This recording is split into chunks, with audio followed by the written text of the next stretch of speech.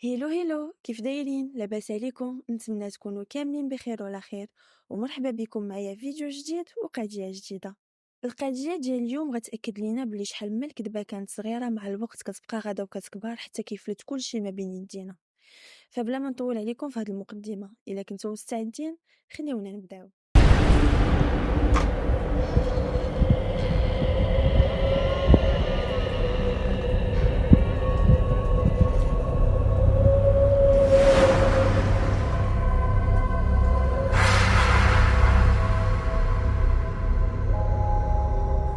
بريندا دويل جات نهار 19 مارس 1969 في لوايو، وبالضبط في واحد المنطقة سميتها ساليم، وسط عائلة كاثوليكية اللي بسيطة.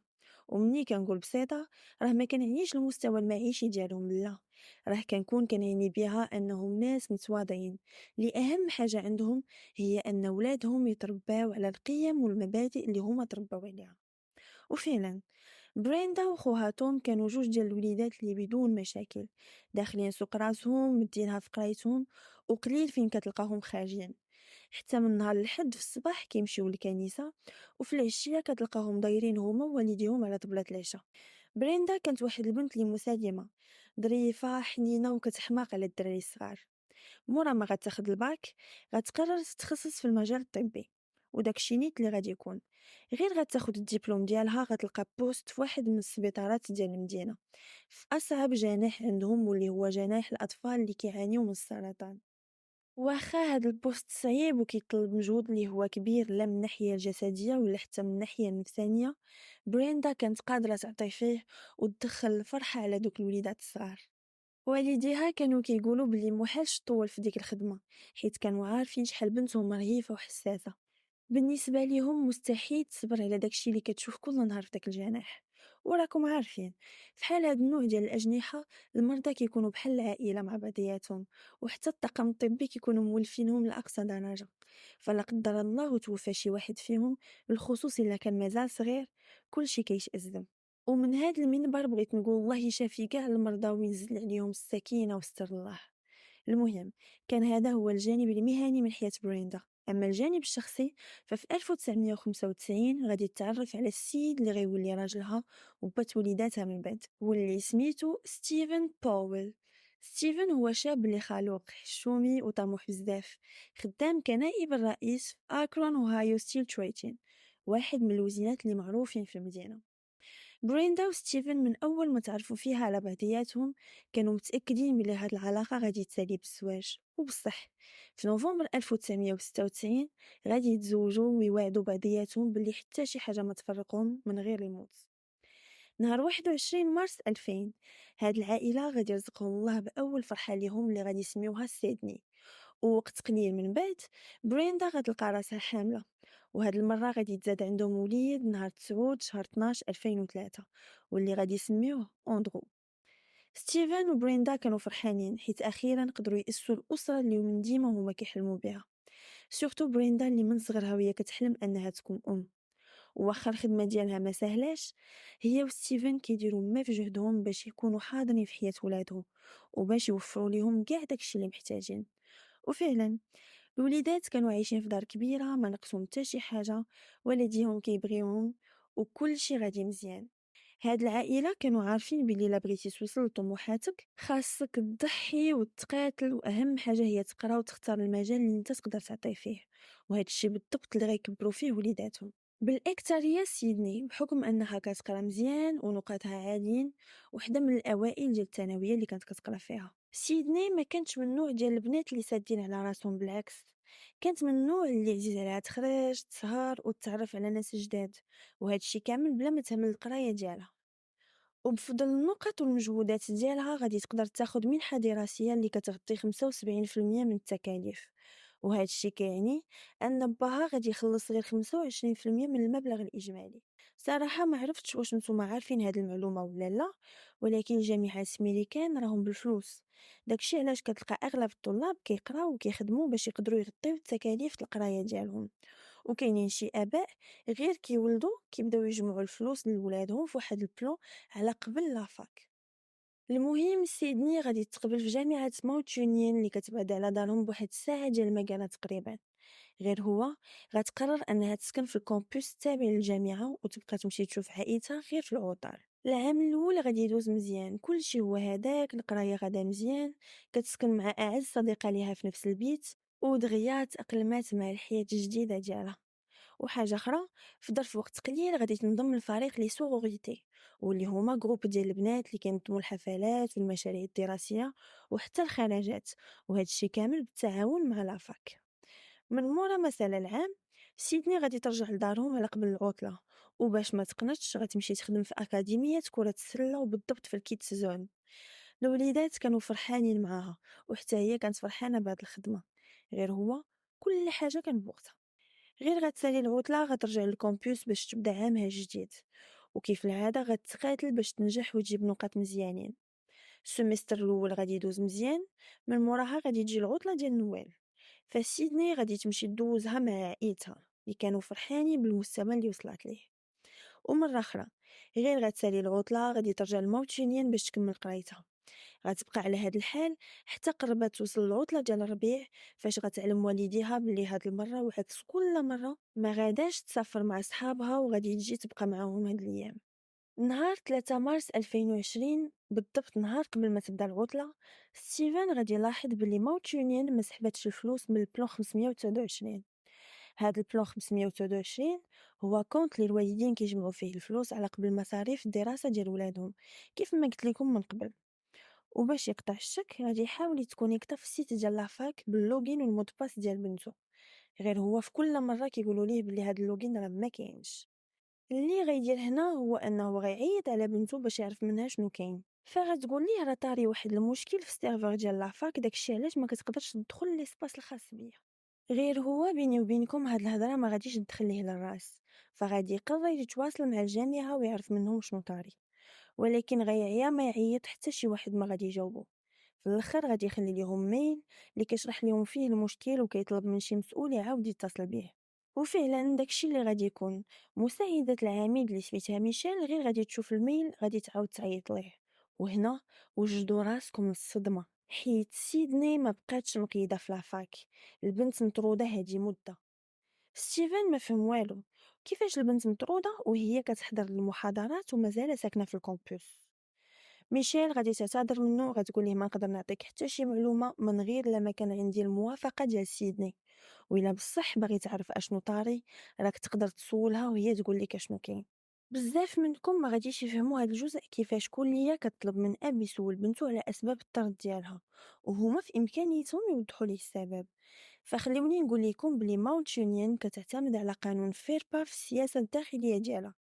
هاد القانون كيحمي الخصوصية ديال الطالب اللي السن ديالو فوق 18 عام في كل ما كيتعلق بالسجلات، المعلومات الدراسية وحتى النقاط. يعني أن الكلية ما كتقدر تخرج حتى شي معلومة من غير الموافقة ديال الطالب، سينو عنده الحق أنه يدعيهم ويقدر يربحهم. وهذا الشيء بالضبط اللي غادي يطرا في هاد القضية.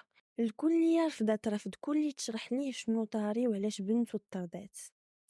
مع جويه 11 ل 11 و 14 دقيقة، ستيفن غادي توصلو نوتيفيكاسيون من لابليكاسيون 360 درجة اللي كتقول ان سيدني كاينه في الدار. الحاجة اللي غريبة حيت في داك الوقت كان خاصها تكون مازال كاينه في الكلية. السيد مسكين دارت به الدنيا، ما بقى فاهم والو. بنتو ما عمرها ما قالت ليه بلي عندها شي مشكل في قرايتها، واليوم الكلية كتقول ليه بلي ما بقاتش مقيدة ودابا كيلقاها في الدار. فغيقرر ياخد بوز ويمشي يشوف براسو اشنو طاري، وباش ما تعيقش بيه غادي يخلي التليفون ديالو في الخدمه ويخرج. 15 دقيقه من بعد ها هو وصل للدار، وفعلا غادي يلقاها جالسه. غير غادي تشوفو غادي تصدم وما تعرف راسها باش تبلات. ستيفن واجهها بالهضره اللي موتونين قالوا ليه. وهنا اللي كان كيسحب لكم بلي الدريه راه حصلات، فغير تهناو راه مازال ما قالت لينا الكلمه الاخرى ديالها. في بلاصة ما تصارحو وتقول ليه الحقيقة، غتبدا تدافع على راسها وتأكد ليه بلي مازال مقيدة عندهم. غير هي قررت تنقص الحصص اللي ما عاجبينهاش، ومن هانيت هو ما يبقاش يضيع فلوسه. باها غادي يتيقها وغادي يقول لها بلي هاد الهضره كان عليك تقوليها ليا من شحال هادي، ما تخلينيش حتى نعرفها من الكليه. واخا اقتنع بالهضره ديال بنته، غادي يعيط على بريندا ويقول لها رجعي للدار شويه بكري، راه سيدني كاينه في الدار وعندها شي مشكل في الكليه. ملي غتسولو على اش من نوع ديال المشاكل كيهضر، ما غيبغي يقول ليها حتى شي حاجه في التليفون، وغيقول لها غير توصلي للدار غتفهمي كلشي. من بعد ما سالا لابيل مع مراتو باس بنتو وخرج رجع بحالو للخدمه، وهو متاكد ان بريندا غادي تلقى شي حل. من جهتها هي لابيل ديال ستيفن غير مازال تشوشها، فغتقرر تعيط للعميد الكليه وتستفسر منه شخصيا شنو واقع. غير هو للاسف في الوقيته اللي هي كتعيط، العميد والمساعده ديالو كانوا في اجتماع، فحتى هي باش يعاودوا يتصلوا بها غادي تخلي ليهم ميل. مع 12 و 36 دقيقة بريندا غادي تصيفط لراجلها ميساج وتقول ليه راه تواصلت مع الجامعة وكنتسنى فيهم يجاوبوني. مع 12 و 37 دقيقة ستيفن غادي يقول لها إلا جاوبوك سوليهم واش المنحة مشات ليها. في هذا الوقت الاجتماع كان سالة وبريندا وصلت للدار وجالسة مع بنتها في الصالون. العميد وميشيل غادي يعاودوا يتصلوا بها، غير هو هذا الاتصال اللي كيبان لينا حنا عادي غادي ياخد منعطف اللي كيخلع.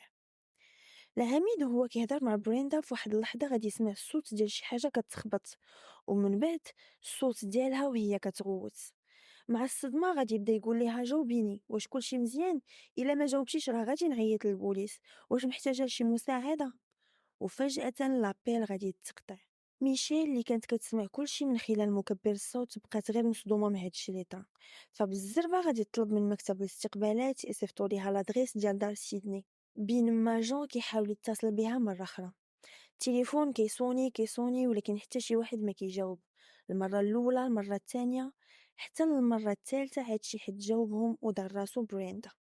هاد الشخص غادي يقول لهم كونوا هانيين راه كلشي مزيان، انا ما محتاج حتى شي مساعده. غير هو هاد الصوت ما خافيش على ميشيل اللي غادي تقول ليها سيدني هادي انتي ماشي بريندا. ومره اخرى الخط غادي يتقطع وما عمرهم ما غادي يعاودوا يجاوبوا. العميد كيعيط وفي كل مره كتجاوبوا لاباد فوكال، فالحل الوحيد اللي بقى ليه باش يتاكد ان السيده على خير هو انه يعيط للبوليس.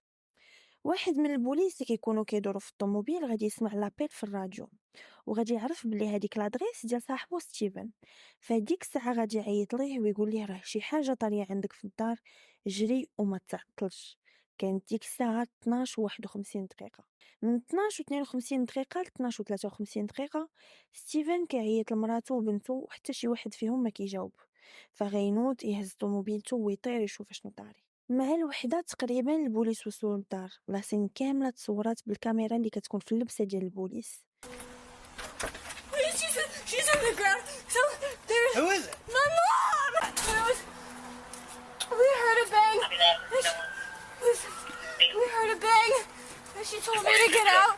And then I heard screaming. So I came back, and she was on the ground. سيدني كانت واحد الحالة اللي هي هستيريا، غير كتغوت وكتبكي وكلها كترعد، حوايجها عامرين بالدم، اما تقشرها فاقي الصخرة ما بقاوش بيضين ولاو حمرين. واخا الحالة الهستيرية اللي كانت فيها، البوليس قدروا ياخدوا منها شي معلومات. غتقول لهم بلي كانت جالسة هي وامها في امان الله في الصالون، واحد شوية غادي يسمعوا الصوت ديال شي حاجة كتهرس. بريندا غادي تقول لها خرجي من الدار بالزربة، وفعلا غادي تخرج من الدار كتجري، وهي هربانة غادي تسمع الصوت ديال امها كتغوت، فغتقرر ترجع. ملي غترجع غادي تلقاها طايحة في الارض وغارقة في دمياتها. البوليس ملي دخلوا لقاوها نيت طايحة على الارض وسط صدايا ديال الدم. وواخا الحالة الصعيبة اللي كانت فيها، بريندا كانت مازال كتنفس، وحداها غادي يلقاو مقلة وموس ديال الخضرة اللي باينة فيهم انهم تستعملوا في الجريمة. المحققين غادي يخرجوا سيدني بصعوبة من الدار باش يحافظوا على مسرح الجريمة وباش البنت ما تزيدش الحالة ديالها تتأزم. غير هو في الوقت اللي كانوا باغيين يركبوها في الطوموبيل، واحد من المحققين غادي يلاحظ واحد الحاجة اللي جاتو غريبة. غادي يبانوا ليه بلي يديها كلهم جراحي وباينين بلي هاد الجرحات مازالين جداد. لومبيلونس غادي توصل من بعد دقايق قلال وستيفن حتى هو. ملي غيوصل غادي يلقى بنتو غتحماق والبوليس كيقولوا ليه بلي بريندا في حالة خايبة. دابا خليونا نمشيو للتحقيق. البحث الاولي غادي يبين ان بريندا تعرضت للهجوم وهي كتدوي في التليفون، والشاهدة على هادشي هي سيدني اللي مصدومة لدرجة أنها غتدخل في حالة انهيار عصبي متبوع بأون كريز دو كاتاتوني. البنت غادي تولي بحال شي خشبة ما كتحرك ما كتهضر، بحال عقلها ديكونيكتا على العالم الخارجي، فحتى هي غادي تنقل للسبيطار على ما تفيق باش يقدروا يحقوا معاها. في هذا الوقت الشرطة العلمية كانت دايرة خدمتها، والمحققين كيحاولوا يجمعوا المعلومات اللي غادي تنفعهم في هذه القضية، والحوايج اللي غادي يعرفوا ما غاديش يخيبوا الظن ديالهم. اول واحد غادي يبداو بيه المحققين هو ستيفن، اللي غادي يقول لهم بلي علاقته مع بريندا كانت علاقه طيبه، كوبل عادي وبلا مشاكل وبلا صداع. الحاجه اللي الجيران غادي ياكدوها، حيت كلهم قالوا بلي ما عمرهم ما سمعوا الصوت ديالهم ولا غواتهم، ناس اللي محترمين راسهم وطيبين. فالبوليس غادي يبغيو يعرفوا منو شنو طرا داك النهار بالضبط قبل ما يخرج من الدار. ستيفن غادي يقول لهم بالحرف داكشي اللي عاودت لكم. كيف العاده خرج في الصباح لخدمته، ومع جويه 11 ل 11 و 14 دقيقه رجع للدار باش يدوي مع بنته على قبل المنحه ديالها والمشكل اللي عندها في الكليه. من بعد غادي يعيط لمراتو باش تكلف في هذا المشكل، وغيخرج قبل ما هي تجي. وفعلا من البوليس غادي يقارنوا المعلومات مع الحركه ديال التليفون ديالو، غادي يلقاو بلي الهضره ديالو بصح. دابا نرجعو لسيدني اللي الحالة ديالها استقرات.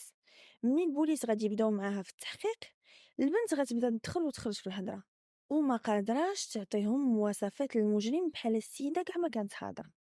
ولكن ما نساوش باللي ماشي هي الشاهده الوحيده في هذه القضيه، حيت كاينين جوج ديال الناس اخرين شهدوا بلا ما يكونوا حاضرين، ما شافوش ولكن سمعوا كل شيء. هاد الجوج هما العميد والمساعده ديالو، اللي غادي يأكدوا بلي بريندا تعرضت للهجوم وهي كدوي معاهم قبل ما الخط يتقطع.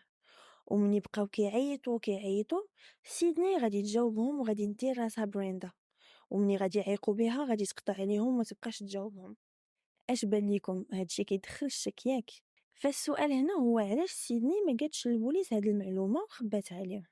في الوقت اللي التحقيق غادي في بيس ديال شخص هجم على بريندا بهدف السرقة، القضية غادي تاخد منحى آخر من المحققين غادي يتوصلوا بمكالمة من السبيطار اللي كيقولوا لهم فيها مع الأسف الضحية توفات. الخبر غادي يطيح عليهم بحال الصاعقة، واللي جاي غادي يكون صعب منه.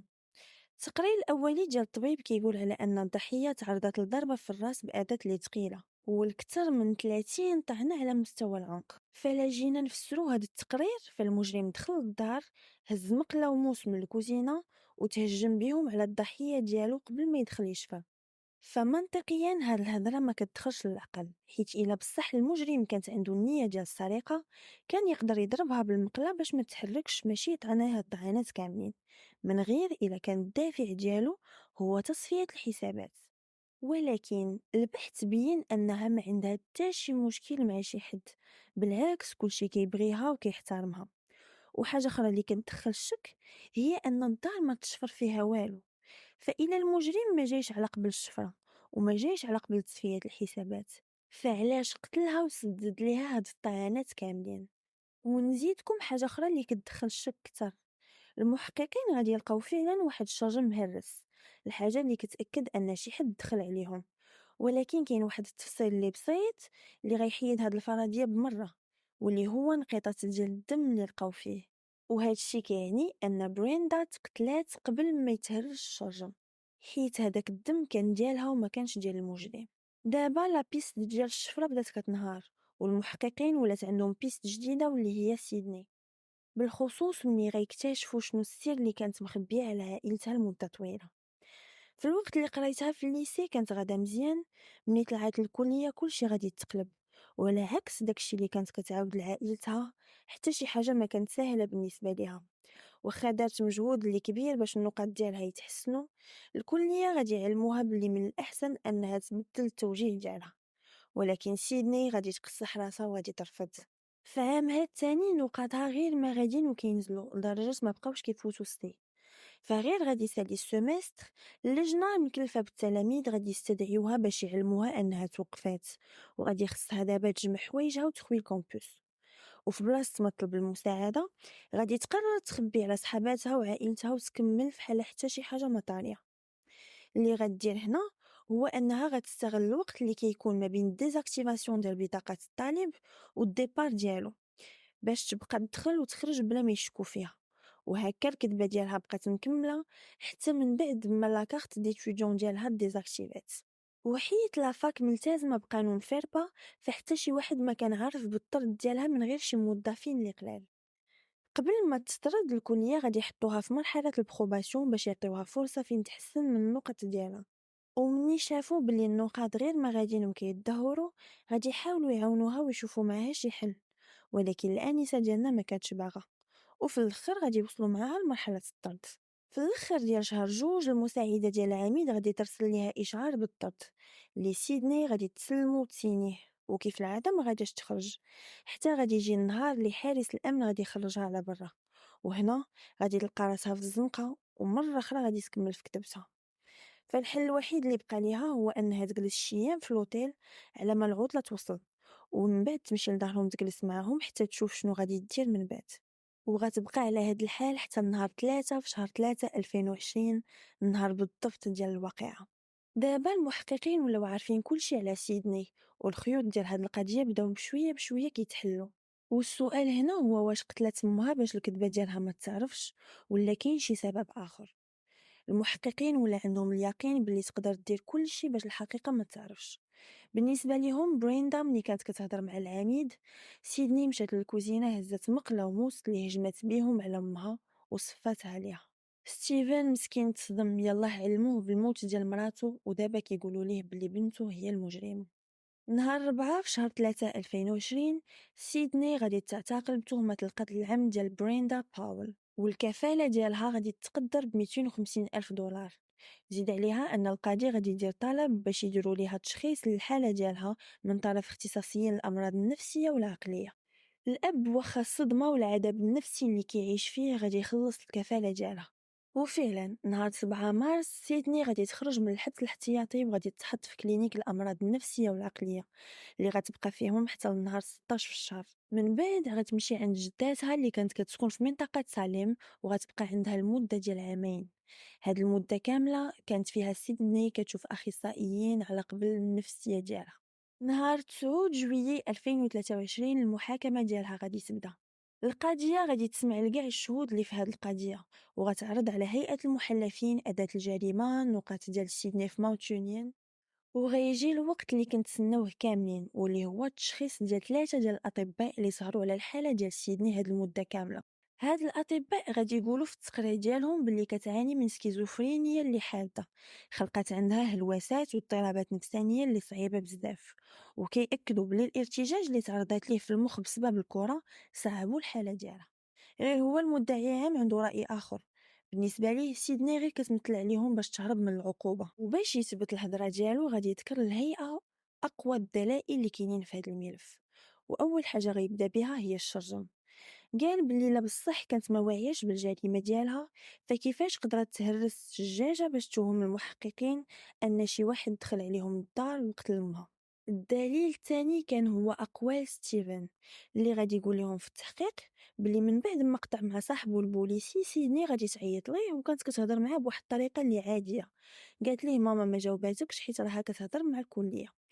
غير غادي يقول ليها بلي البوليس راه جايين في الطريق باش يشوفوا واش كلشي مزيان. البنت غادي تدخل في واحد الحاله هستيريه وبدات كتغوت كتقول ليه لا راه شي حد هجم علينا وماما راه طايحه في الارض، وهو ما فهم والو. واخر الدلائل اللي غادي يختم بهم وهو التقرير الطب الشرعي اللي جا فيه ان جميع الطعنات اللي تعرضت لهم الضحيه كانوا مستقرين في منطقه العنق فقط، الحاجه اللي كتعني ان المجرم كان متاكد من الفعل ديالو وباغيها تموت. المدعي العام كيأكد بلي القتل ومحاولة تغيير معالم الجريمة واختراع قصة اللي كتمشي معاها كيبين على أنها كانت عارفة شنو كدير وكانت كتفرز الصح من الغلط. غير هو ملي كيسولو سيدني بيزارمو البنت ما عقله على حتى شي حاجة من داكشي اللي طرا داك النهار، من غير أنها كانت جالسة مع امها حتى صونا التليفون. ومن بعد نقطة سوداء بالنسبة للمحاميين ديالها، البنت ما صبرتش على الضغط ديال القرايه، داكشي علاش دخلت في دوامه اللي ادت بها الجريمه. المحاكمه غادي تدوم 10 ايام 10 ايام وسيدني غير كتبكي ونادمه على الفعله ديالها وما كتقول حتى شي كلمه. نهار 20 شهر 9 2023 من مورا 9 ديال السوايع و23 دقيقه الحكم غادي يخرج. سيدني غادي تحكم بالمؤبد مع امكانيه السراح المشروط من بعد 15 عام، وهكا غتكون دمرات راسها وعائلتها بسبب كذبه اللي ما تستاهلش. قضيتنا غتسالي هنا. الى عجبكم الفيديو خليو لي الاراء ديالكم في التعليقات، وما تنساوش تشتركوا باش يوصلكم اي جديد. ودابا جا الوقت اللي نقول لكم فيه نتلاقاو في فيديو جديد مع قضية جديدة. باي باي.